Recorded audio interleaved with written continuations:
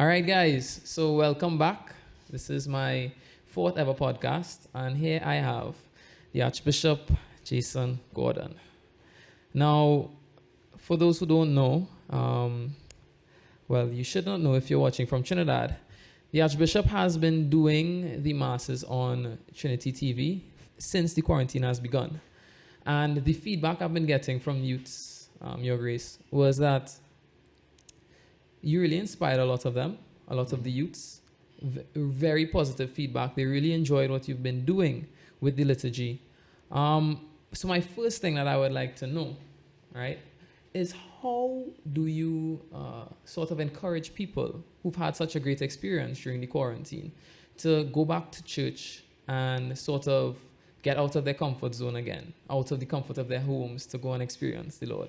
You mean to actually take off pajamas? Yes. you get real. If you want to get real, you mean to actually take off pajamas, brush your teeth, bathe, put on some clothes and get outside? Yeah, and their church shoes and then the whole 9 yards.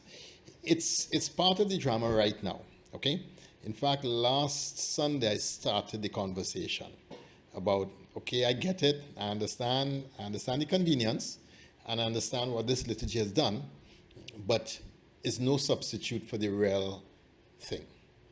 The looking on at a mass is very different from participating in a mass. And to understand the difference is really like looking on at somebody eating KFC and actually being in the place where you could eat it yourself. Right. Yeah. You know, the two are not the same thing. And the looking on has brought out one dimension of the Mass that have really appealed to people, and that's the liturgy of the Word. Because I put a lot of work into the Word and ensuring that the Word was central and that the Word fed people.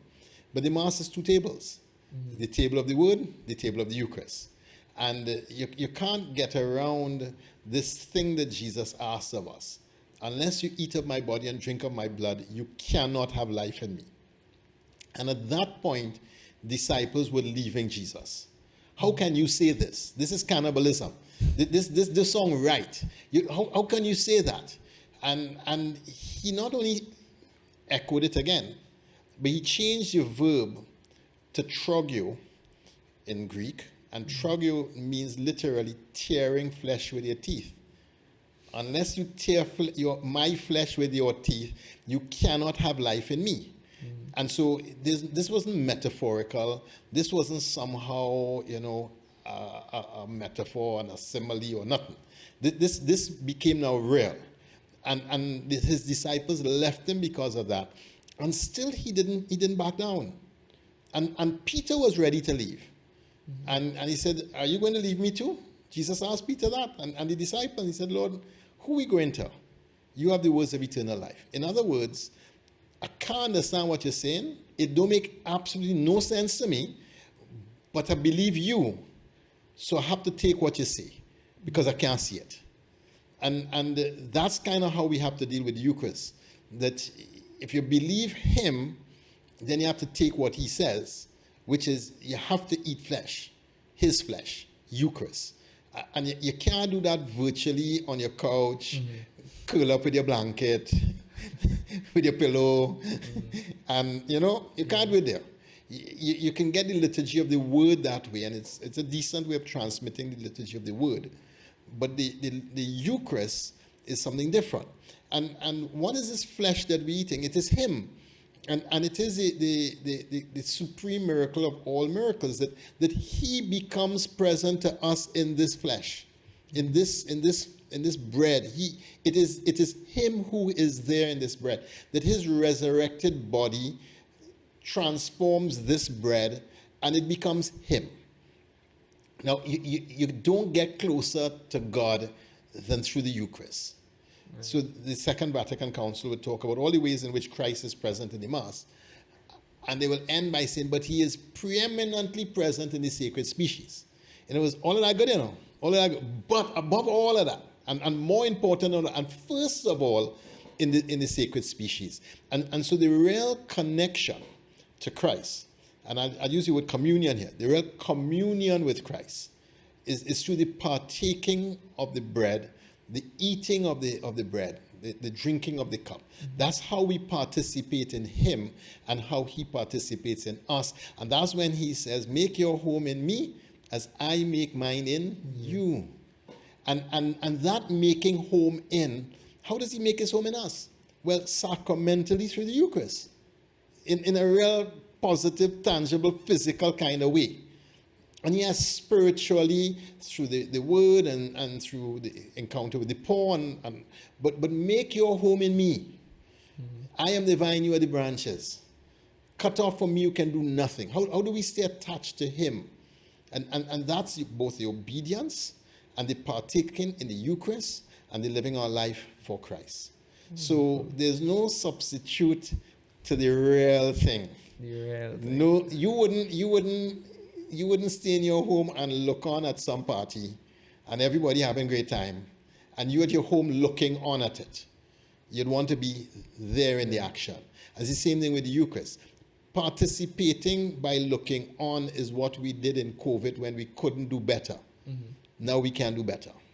Lovely. So, if you all had any doubts whether or not you should be going to church on Sunday, now you know. All right. Now I want to shift the focus a little bit. All right. Let's take a trip back in time to where you used to be ministering before you were Archbishop. So, wait. So we're talking about... we used to be ministering? The man hung on my gun just so? Well, wait. Just wait. Let's just say you expanded your ministry now. No, right? Wait. All right. So where you were at was a place, or is a place, that a lot of the youths are looking to these days, right, in Trinidad. You were at Our Lady of Fatima in Laventille, right? No, I was actually in Gonzales. In Gonzales. Which is part of the whole Hill and the Laventille community. Interesting. Yeah. All right. Thank you for that correction. Now, one of the reasons I mentioned that was because they were in the news recently, and the youths were paying a special interest into that because the people who were killed, some people claimed they were innocent. Oh, wow. Yeah. All right. Now, being from that area, would you like to share some of your experiences that can help the youths deal with their initial reaction to that? Right? Because for a lot of them, they didn't understand, I guess, the sort of anger that arose from that area. So if you could give some thoughts, whether you think it was justified, whether you think that it was out of hand, and lastly, where do you think the church has a role in helping the development of that area? You know, Laventille is a beautiful place, that whole hill. So I often say to people, the city of Port of Spain has two lungs, and they're on opposite sides of the river. You've heard behind the bridge? Yeah. Well, that's really over the river. Okay. Right? Because the bridge is over the river. So if you think of the river, the dry river, as dissecting the city of Port of Spain, on one side, the western side, you have the fiscal capital of Port of Spain, with all the resources, infrastructure, for banking, for business, you have the roads, the garbage, the technology, electricity, everything for the infrastructure to make that part of the city very successful. The other side of the city, across that bridge, on that other side of the river, is really the cultural capital of the city. All cultures come from there. That's where steel band came from. Calypsonians galore have come out of there. Tambu bamboo has come out of there. A lot of our cultural life, drumming, a lot of our cultural life has emerged from that part of our city. But there's no infrastructure in that part of the city for the cultural life to actually work or flourish. There's no Academy of the Arts. There's no school that focuses on the arts. There's no space for performance. There's no space where artists can come together and bring the rest of the city or the country to them. Desperados had to come down the hill because of the crime and violence and can no longer be in that space. So you have one side of the city having everything it needs to do well at what it is doing, and the other side of the city completely deprived of everything it needs to do well at what it can do well. Something is wrong, eh? That's interesting. And I really want to add on to that, because you were saying that as a cultural capital, something I haven't thought of, because that is where a lot of our, in modern times, dancehall music comes from. Absolutely. All right. So in Gonzales, a small community, we had 14 different groups focusing on arts, 14 groups. I mean, Gonzales had about 4,000 or 5,000 people living in it. 14 groups focusing on arts. And anytime we had a community event, you had incredible artistic renditions put on in that community, from steel band, hip hop, rap, drummers, dance. I mean, you name it. Now, I'm putting it this way to say that the same way the city ensures the infrastructure is present for the growth, development, and flourishing of the fiscal capital, is the same way the city has to ensure that what is necessary for the cultural capital to flourish is also present. And that has not been done. What we're dealing with is what I call black urban underdevelopment that is systemic for generations. And there's a problem. So Malaysia, a country that is independent as long as we are, much bigger than us, but as long as we are independent, Malaysia had the courage and they named it. Their gang, their crime, their violence came from the East Indian community. And Malaysia came out with an East Indian blueprint and named that we have a problem, and the problem is the systematic underdevelopment of the East Indian community. It's not a problem with the East Indian people. It's the systematic underdevelopment of the East Indian community, and they named the history of why it was underdeveloped. And I think we have to have that courage and name the fact that we have had systematic underdevelopment of the urban black community in some of our communities around Port of Spain. Okay, and once you name that problem, then we have a different view of it. Because always in these things, the naming and framing of the problem moves it from a problem to a problematic that we can now all work together towards solutions. If it is them people and them is a problem, well, then they have a solution. But if the problem is systematic underdevelopment of the communities, then there's a different kind of solution that we have to go to now. And that's what I am proposing. That it needs courage, it needs insight, but we have to do it, because we can't have another 5 generations doing the same thing we've done for the last 5 generations. It has not worked. In fact, it's only gotten worse. So from the time when I was in the community where I was able to work with gangs in and around Gonzales, and they had 6 gangs, yeah? And 5 of them, I could have walked in on them at any moment, call a leader, ask a question. If there was a murder, I could pick up my phone, I could call, ask a question, and I could push back. Now it's a lot different, and it's a lot less stable than it was back then, because a lot has happened since, and not for the good. So if we understand that's the problem, then you understand why there's an anger. The anger is that we have been left out. Everybody else getting to wear brands and have their life. Walk down Arapita Avenue, and you'll see all of the brands, the disposable cash, money flowing on a weekend like if it's going out of style, people buying things on frivolity, and they can't get basic things that they need to build an infrastructure to do what they need for their development. Something had to be wrong. And that's something that is wrong is really what has to be addressed. And that addressing is a long-term plan. It involves the whole country. So likewise, there are pockets of underdevelopment in central Trinidad, Bagatelle, and there are communities where it's just tinder and galvanized, hold together by nothing, that creates shelters for groups and groups of people who have just extended a shanty town in the middle of nothing. So we have there, Miaro is one of the poorest parts of the country also.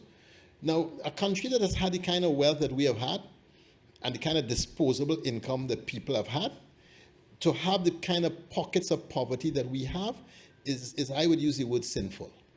It's sinful because it means we are not our neighbor's keeper. And it's easy to say, well, that's them. Well, yes, but if you're born in Gonzales and you don't have that much money, you have to go to the school in Gonzales because you don't have the money to get out another school, which means that you're really not getting a great school, and which means that your chances at 11 plus ain't so hot, which means that you're going to a school that you're not going to do much with in your 5 years in that school, which means that when you come out of that school, what you're fit to do. And halfway through that time, you get in with a gang, and that's more attractive, and it's certainly giving you more esteem than anything else you're doing. You're shifted. And that's the challenge. It starts with the education system. So a lot of the gang leaders I spoke with, I would say they were dyslexic, ADHD, and learning disabled. And many of them told me they spend more time in the doorway or out in the yard than in the classroom. And listen to this story, I could hear the drama. So they learned how to be good at being bad. And school taught them how to do that. Right. So they learned to lead a gang while they were in school. And they use and they were natural talented people, but they use it to the negative. Now, we have to understand that the country is at a crossroads where we can't fudge this anymore. We have to work for the development of the whole of Trinidad and Tobago, not just for my life and my family and myself, the whole thing, because the safety of all is dependent upon the safety of the most vulnerable communities.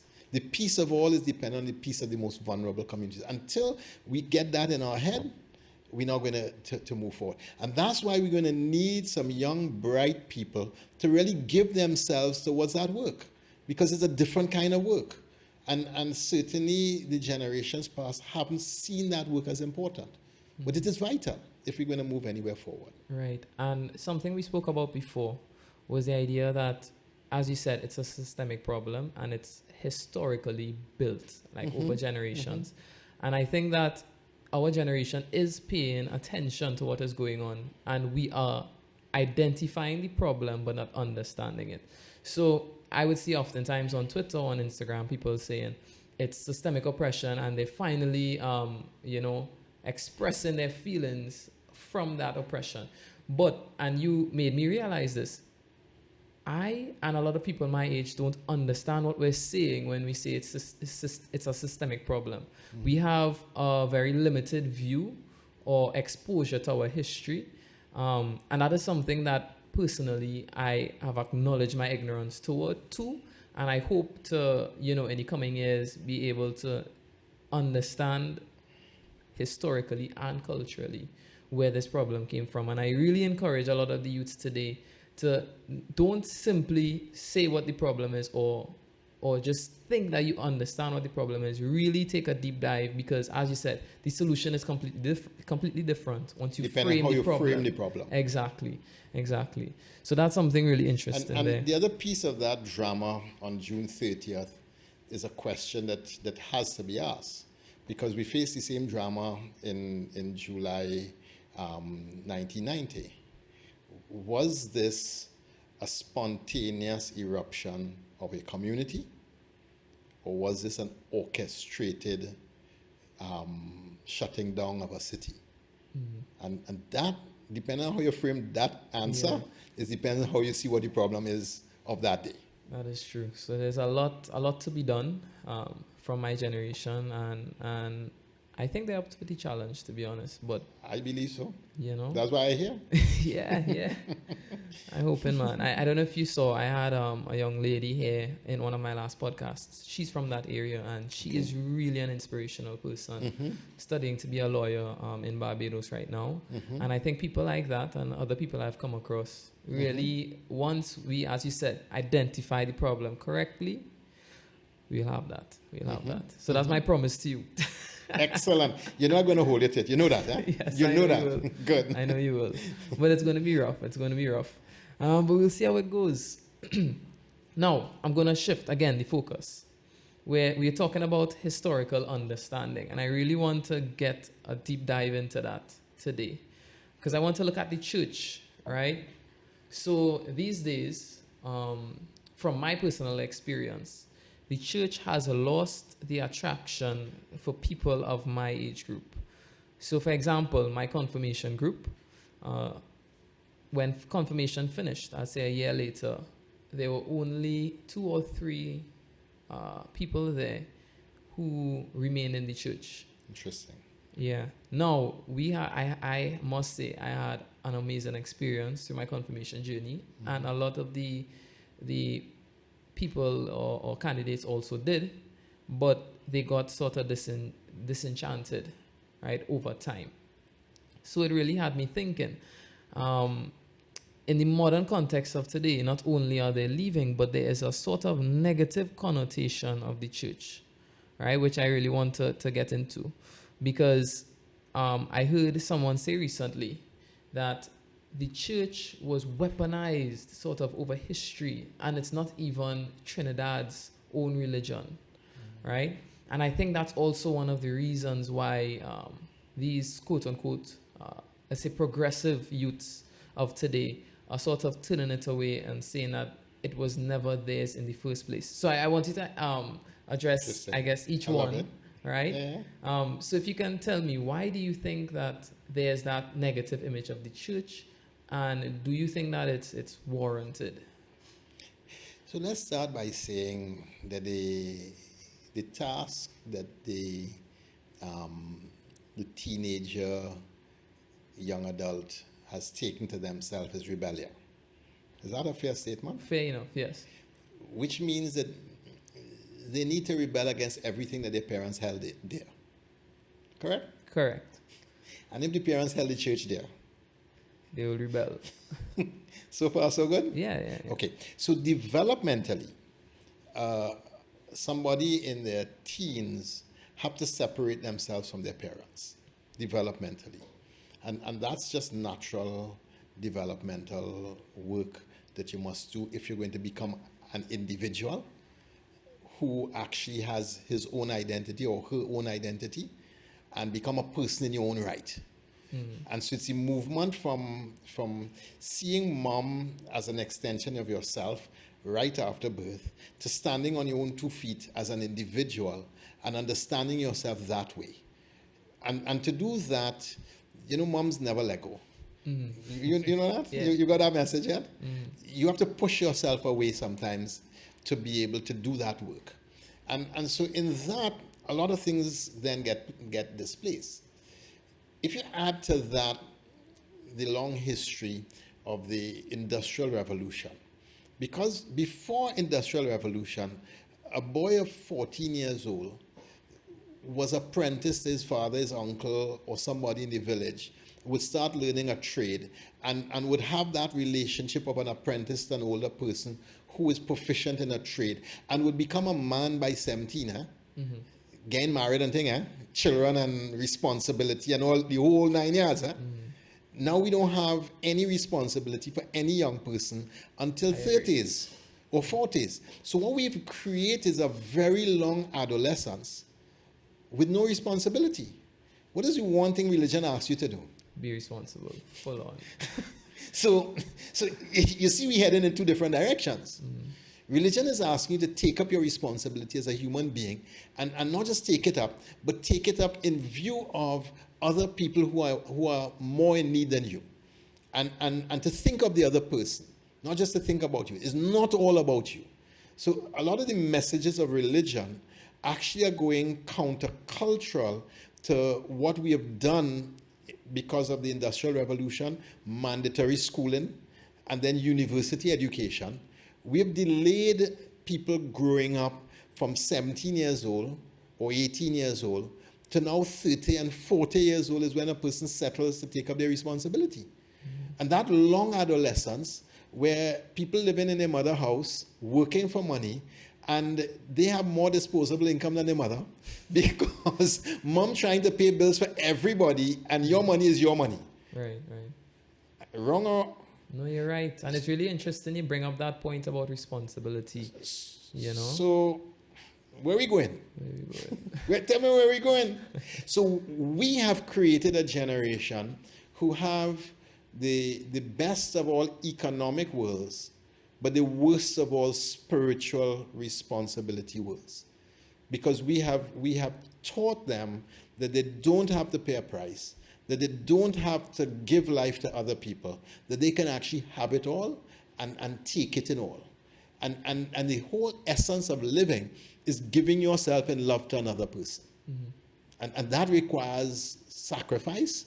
And that S word is the worst word in the whole lexicon of the modern world. Nobody I want to use that S word at all, sacrifice. Because that word sacrifice is really the very heart of what it is to be a human being. Marriage don't work without sacrifice. A good career don't work without sacrifice. A deep friendship will never work without sacrifice. Nothing that is valuable unless you're willing to make sacrifice for it. And yet, we have allowed a generation to extend the time without giving sacrifice to anything really, and to be whatever they want to do. So take a pot shot at anything. But at the end of the day, the fundamental question of human living is not answered. And that is why are we here? What's our purpose? I actually have a What's quote for that. itch in our soul that you can't reach the scratches yet? And that will never go away. So you could rubbish the church all you want. You could take every pot shot on it. And anything you could tell me bad about the church, I could give 4 more things that bad about the church. That might even be worse than the ones you know. Yeah. So it's no secret that the church is filled with a lot of human beings who did a lot of rubbish. A lot of rubbish. And that's not past, that's present, and it will be future. But remember that Judas was right there at the Last Supper, and he was there at the Last Supper, and Jesus ordained him, knowing that he was about to betray him. And I mean, what worse can you do than betray the Son of God that comes into the world? You can't get worse and more famous for doing bad things than that. That's as bad as you're bad. So we've had that at the beginning, and we have it here, and we'll have it in the future. But that doesn't stop the truth, the beauty, the itch, the call of God, the sense of us being transcendent human beings. The sense of us obeying a call that is much bigger than you and me, and it will be here long after we die. And to say that Christianity is not the religion of Trinidad, well, what is Trinidad? You have to define Trinidad then. You're talking about Irie? You're talking about the people who live here long before the Europeans arrived? No, it wasn't their religion. But they were a minority. And they were treated badly by people who call themselves Christians. But what is our religion?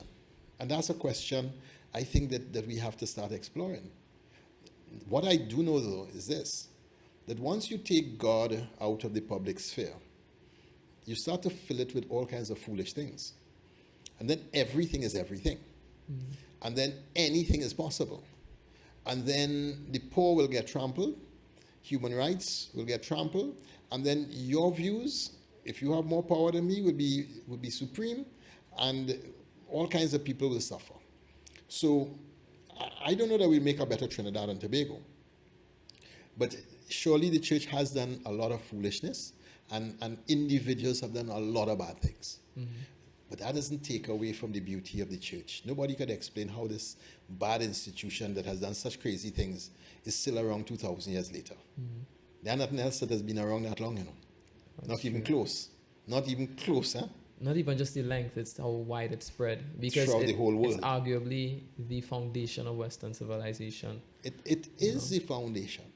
When the barbarians broke through into Rome and collapsed Rome, and Rome had nowhere else, and all the learning of antiquity that Rome held was being pillaged and burnt.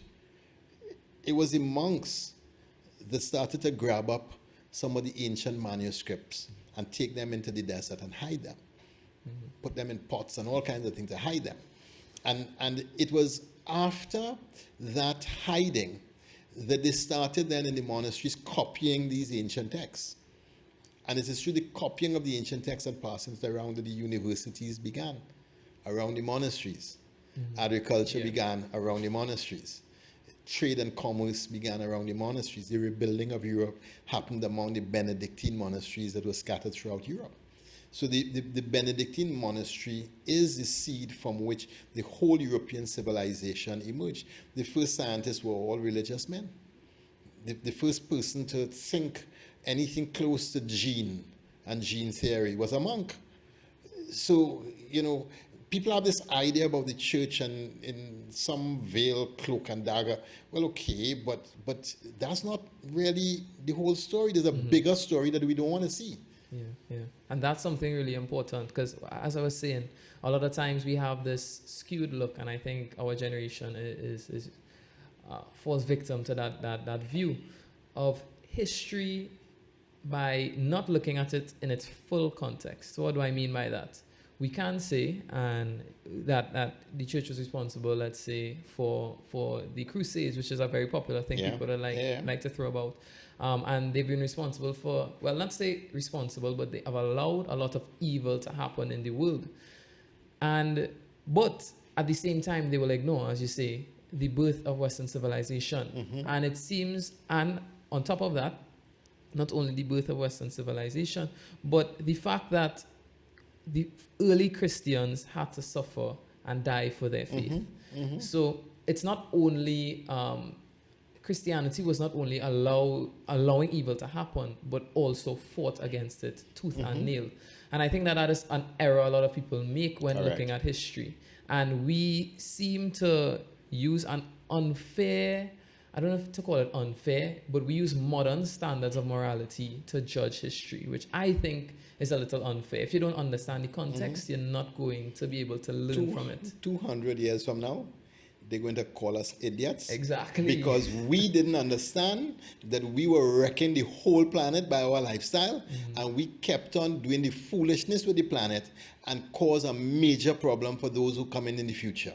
And they're going to look at us as barbarians and ignoramus for our complicity in wrecking our planet. 200 years from now.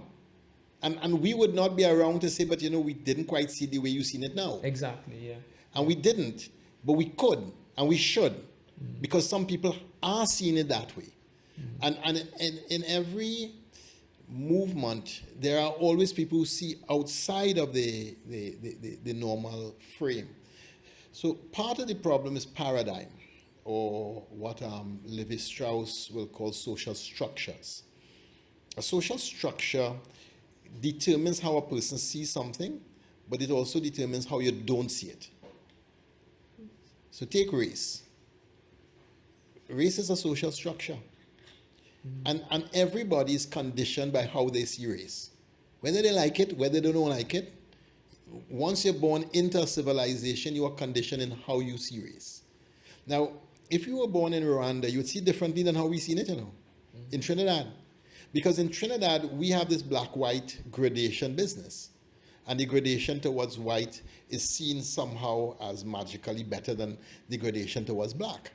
And that's just a part of our civilization that you will never understand unless you understand that came up in the plantation system as a survival mechanism. That this was socially engineered at a particular moment. In Barbados, it was in the 1600s. 1645, they had about 8,000 or 9,000 white people and a couple of thousand white people in bondage, 6,000 white people in bondage, and about 6,000 black people who were slaves. But the white people in bondage and the black people in slaves, they were equal in the society, treated the same way, had the same regulations around them. They intermarried, and they were seen the same way. 20 years later, 1885, you had now 83,000 slaves in Barbados. From 6,000 to 82,000 in a matter of 20 years. And all of a sudden, white womanhood was too pure to work in the land. All of a sudden, white womanhood was too faint-hearted to endure hard labor. all of a sudden, black womanhood was reproducing slavery and white womanhood was reproducing civilization. And the whole race bias, race, class, and gender bias got concocted in a real evil plot right there in those 20 years of the birth of plantation system in Barbados, and spread from Barbados through the whole British colony. Right there. Mm-hmm. The fact that in 1645, it was possible to see a white woman go to the slave market and examine the genitals of slaves and buy them. But in 1665, she couldn't do that. She was too virginally pure to engage in that kind of thing. And at the same time, the white woman could be in the dirt planting in the hot sun and do it. And that re-engineering has done a job on everyone in the Caribbean, that we have a way of seeing race that is unique because of the plantation system. Mm-hmm. And unless you understand that that is a social structure that works on us and our mind and the way we see the world, it's weird. I remember, if you go to America, everybody black. Because once you have an ounce of black blood in America, you're black, eh? Mm-hmm. In England, it's a totally different understanding of race. And it's only when I travel to America and to England and I realize people see me differently depending on where I am. I realized it was about a construct and not about me.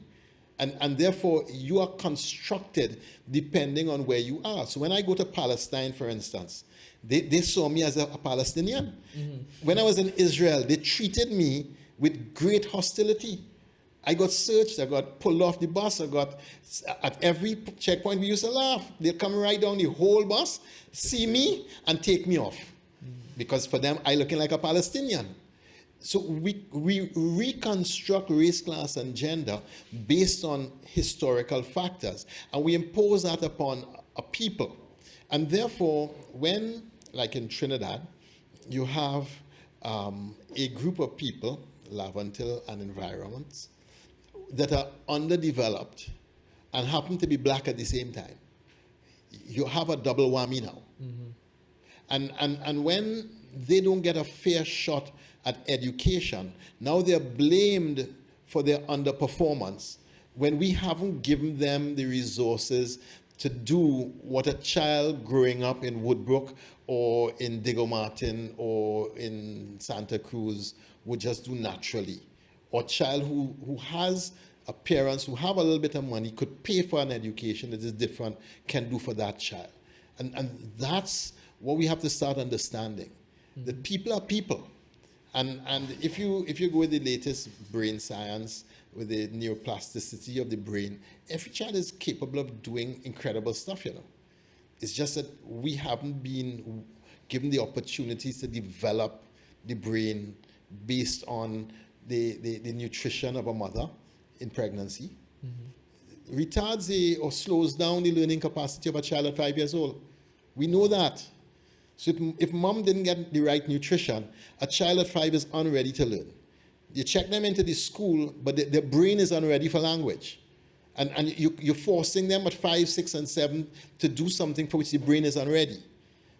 So by 7, 8, and 9, they check out of school a long time, eh? Because the brain is not ready for that. And we also know there are ways of getting that brain ready. And there are methodologies of teaching and engagement that can actually wake up that brain and get that brain to be ready for language, and then pick up language and education and move it forward. So when you treat that child at 5, 6, and 7 like a dunce, that child ain't going to like school, you know. Mm-hmm. I will do everything to get out of it. And then when that child picks up a gun at 11, 12, or 15, or 17, you start blaming the child. But who really has the responsibility? Them, us, everybody? Mm-hmm. It's an interconnected, interesting challenge that we have to find solutions to. I agree. Now, you mentioned something about really understanding history, understanding context. Now, something I've been thinking about recently is, are we sort of shifting the goal or discarding history as a whole? What do I mean by that? So, what I would observe going on today is that a lot of the evil that is happening can be linked back to some historical point where this developed, as you were saying. Now, the problem is that by judging a history by the morals standards of today, right, and as our generation does, sort of ignoring them. And what do you do at the same time? You ignore the history, you ignore the real problems. So, what I'm getting to is that I think our generation really needs to revisit, as I keep saying over and over again, revisit our history, revisit where we came from, because I think that we ignore history's journey, in that history is a struggle towards some higher standard. But if we ignore history and say it has nothing to offer us, we cannot reach a truth. And I think that it's really being manifested in today, where we shifted the goalposts away from a journey towards truth, towards anything goes and anything can happen. Now, I know this is kind of bouncing around a little bit, right? You keep going. But I really have this amazing quote that I had to share. I had to share today, all right? So it's by, I don't think that, it's kind of blurry on my screen right now. But it goes, first dentistry was painless, then bicycles were chainless. You've heard this quote before? Oh, go ahead. Carriages were horseless, and many laws enforceless. Next, cookery was fireless, telegraphy was wireless, cigars were nicotineless, and coffee caffeineless. Soon oranges were seedless, the pudding green was weedless, the college boy was hatless, the proper diet fatless, new motor roads are dustless, the latest steel is rustless, our tennis courts are sodless, our new religion godless. Right? And I think that by that ignorance or that denial of the history that led up to all of this, we are now sort of shifting the goalpost to, where anything goes. And what I really want to tie that into is where religion's role plays, particularly Christianity and Catholicism. A lot of people ask me, why am I a Catholic? I was actually told in Form 4, look, you're too smart to be a Catholic. And bright boys like you shouldn't be Catholic. It was a turning point in my life, to be very honest. Why is that? The suggestion that it's intellectually superior to believe that God doesn't exist. Because that opens the door to a host of, it gets ridiculous because, and something that recently interested me was, what if Christianity didn't exist? What would this lead to? Because, of course, we look around us, and whether people like to believe it or not, Western civilization, as I said, was built on the ideas of Christianity, where putting the individual as transcendent, made in the image and likeness of God, is front and center of everything that we do. And if we discard with the image of God, unfortunately, you also discard with the image of human beings being transcendent, whether people like to believe it or not. So it really had me thinking, what if we dispose of that? And we actually have some very recent examples of this. So, Lord of the Flies. What was that? Lord of the Flies was a group of boys abandoned, or they had a crash and they were on an island all on their own, and it does not go well. These are a group of teenage boys from the same school, and they end up in killing a boy, and in real gruesome, brutal things, because there's no authority, there's no civilization, there's nobody to say no, this is not how we treat people, and it goes really, really bad. The most brutal civilizations have been the officially atheistic ones. That's exactly what I'm Russia, getting to. China. Exactly. So that's where my research reached. The Gulag, you don't get more brutal than Siberia, or in China, what the kind of brutality you have there. Yes, Western civilization has been brutal, perfectly imperfect, and absolutely flawed. But then let's go below that. There's something in us human beings that wants to make a distinction between us and others. You know, if you put 5 people in a class, that class will segment into little groups, cliques, and you have the in clique and the out clique, real quick, based on sports, brains, shoes. It really don't matter, you know. But we make cliques, and it will be us versus them. And next thing you know, that goes into gangs. And next thing, then people fighting. But it's one class, you know.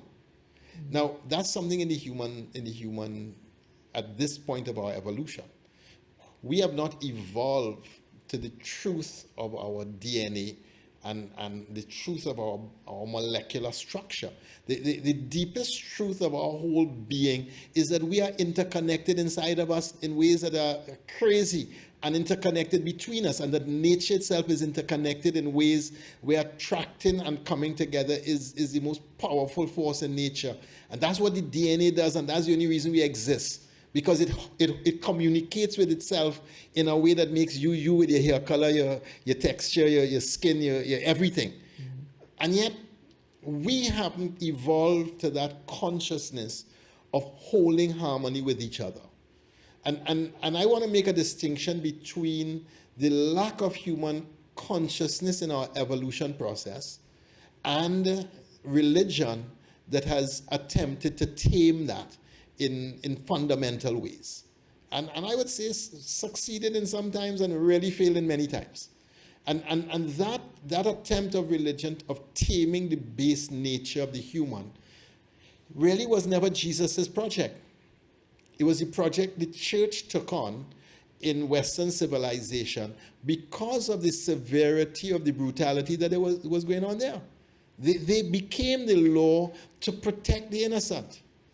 That wasn't the project of Jesus, but the church took it on and built a civilization and is now getting licks for it. Okay, fine, and we take the licks because we did stupidness. But it is about human consciousness. In a family of brothers and sisters who love each other dearly, they could be brutal to each other too. You're going silent on me? No, I listen. They could be brutal to each other. What causes that brutality?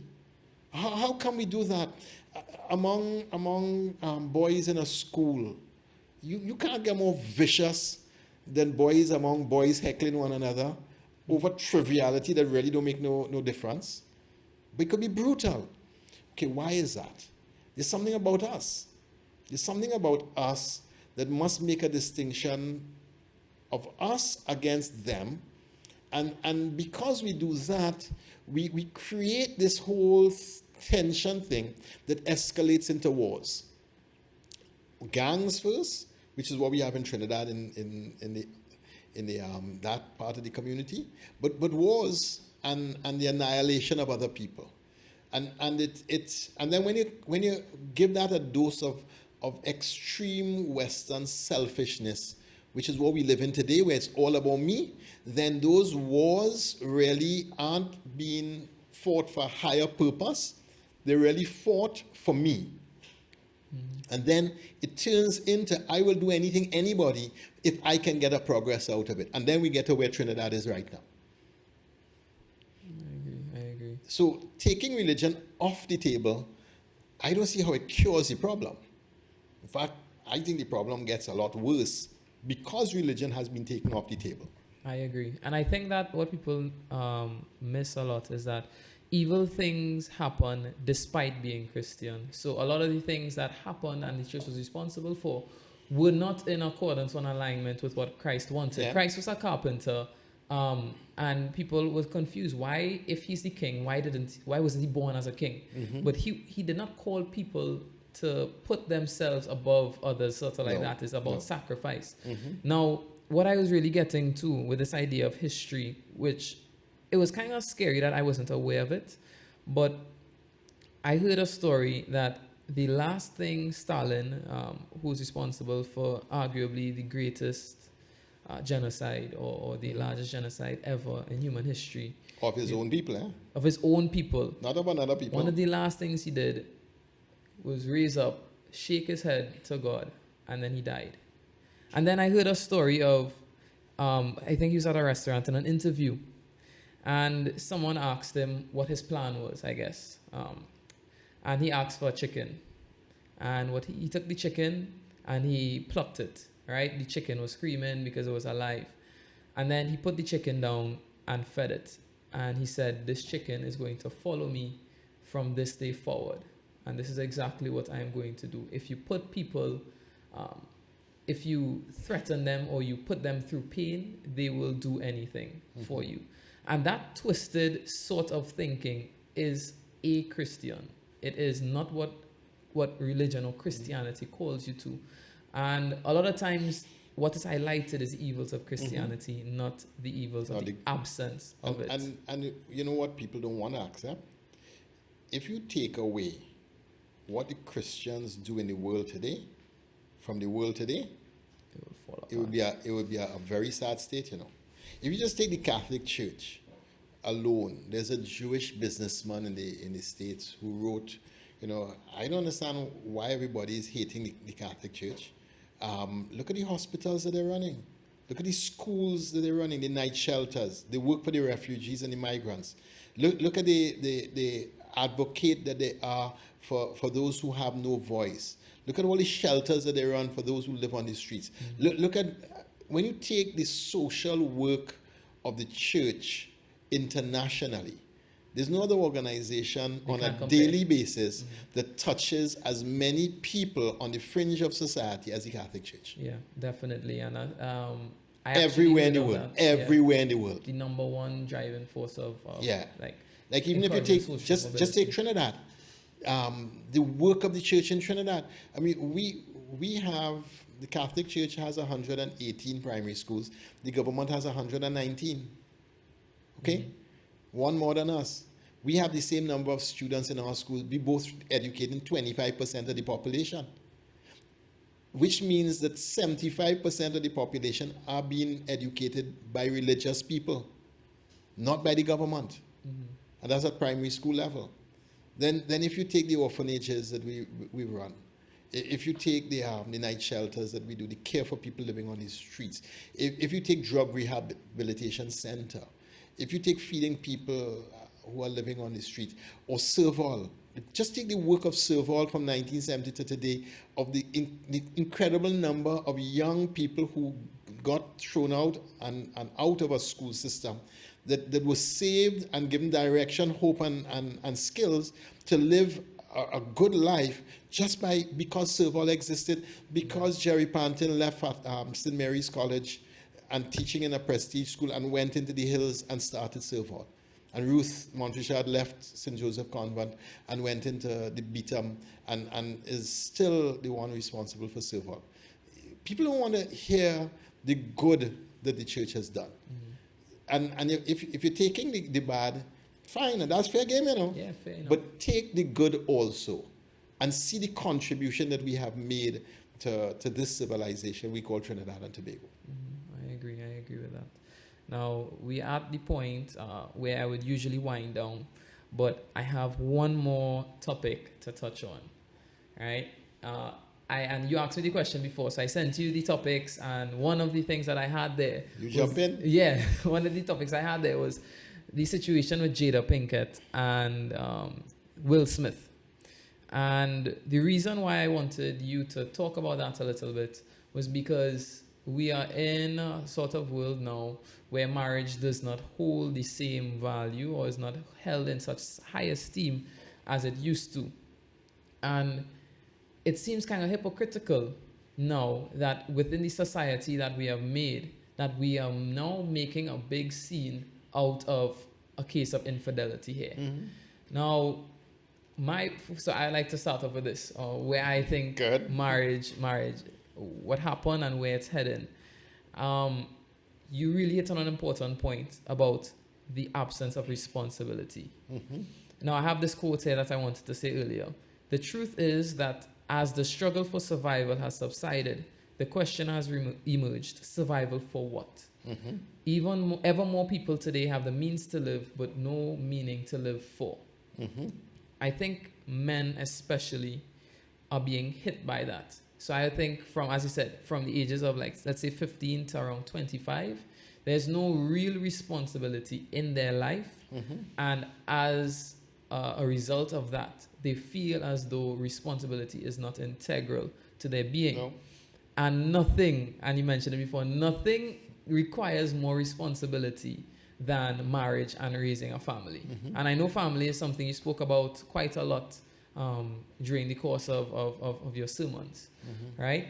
But that's something that really struck me. We don't see a space for responsibility today, and therefore we can't see a space for marriage today. And I think marriage in itself, so I've been thinking about it a little bit, it's almost insane to make a vow to somebody for the rest of your life. But it's so invaluable in that the relationship that you have with this person means that you expose everything about yourself. And by exposing everything about yourself, you have the opportunity to fix it. But if we don't see marriage as a lifelong bond, anytime the ugliness in our partner and ourselves come up, we are now given the opportunity to run away from it. And then there are problems within human beings that will never ever be fixed because we cannot take responsibility. We cannot face our shortcomings. Now, what part of that you see you agree with? Which would you like to add to that sort of analysis? I find it good, you know.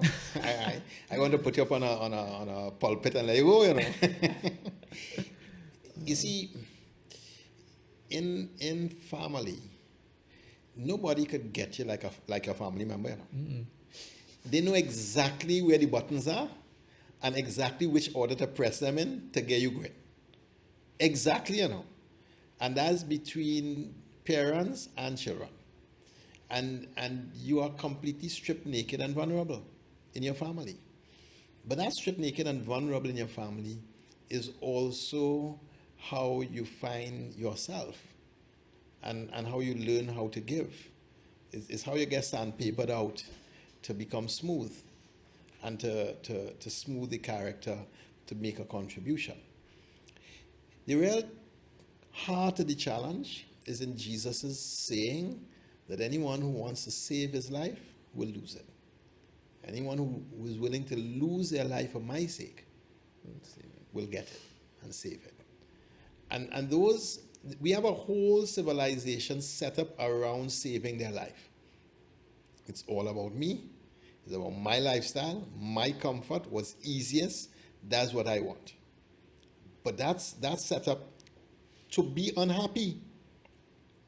I don't know that there's ever been a generation that has been more unhappy than our generation right now, on more medication, higher suicide watches, more psychological challenges, and less happy than ever before.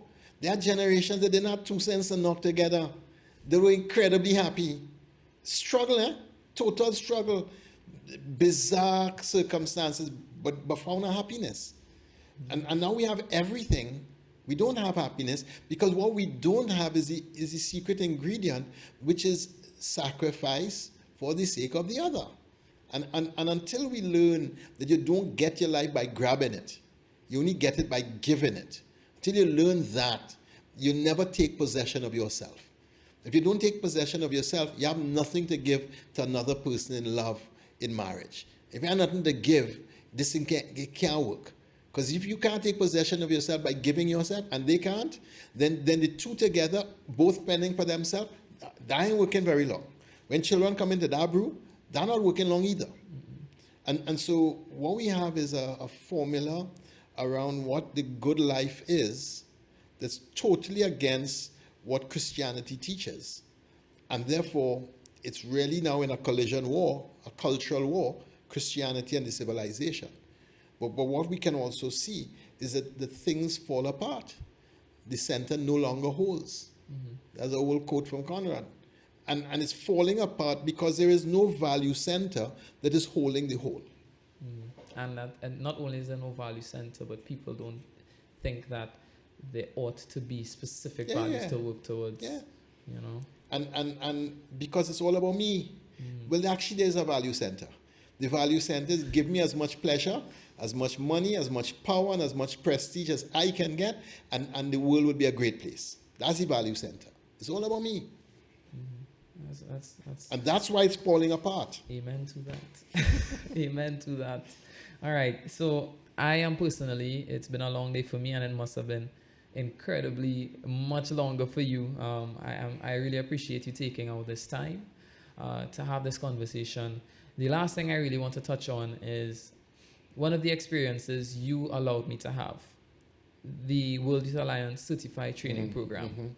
Now, we've talked about problems a lot today, right? But I think it's important as well, as you would say, addressing the problem means different solutions. And I really think that this certified training program is an excellent place to start. I just want to tell people a little bit about my experience. A lot of these questions we addressed today, we addressed during that training program. But we addressed it on a philosophical, using logic, using reason, so reason and logic hand in hand, to sort of figure out where human beings fit and how they ought to be treated. And that's what it really is all about, right? The basis of it is, how do we grant people rights? What is the basis behind human rights? And I really encourage a lot of people, if you want, get into contact with me and I can put you on if you think that's something that you'd be interested in. But as you would have, and I observed as well, that seems to be for a sort of place, I'd say around Form 4, 5 and above.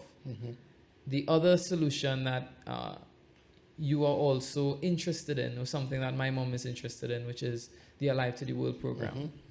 And that addresses the virtues and values from a young age, and in a practical context. They allow youths to start asking real questions about their lives. Absolutely. And not only observing the problems in their lives, but forming ways in which they want their life to be, which I think is really important. You know, always thinking about what your role is in life. And as we would have hashed out today, a lot of that sort of responsibility is being sucked out of our generation. And I really think that those two initiatives are amazing, and I can't wait to see the fruits of that, to be honest. Me too. Me too. Thank you. You're welcome. You're welcome. All right. So that's it for today.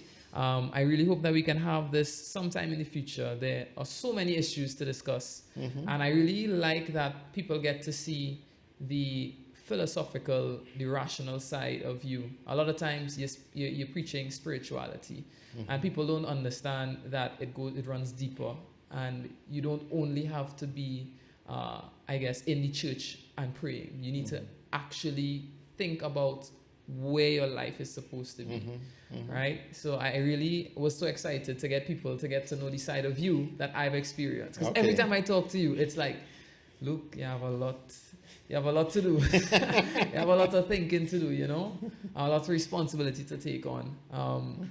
So thank you for that. And any final words? You know, the most important thing we could do in life is to discern where God is asking us to make a contribution. And that's always a great place for anybody to start, because it is the commitment to make a contribution that starts to define the person we become. And I know my generation asked one question: how can I get rich as fast as I can? That was the question my generation asked. And so I studied sciences because that's the way you did it then. You all studied businesses because business is the way you do it now.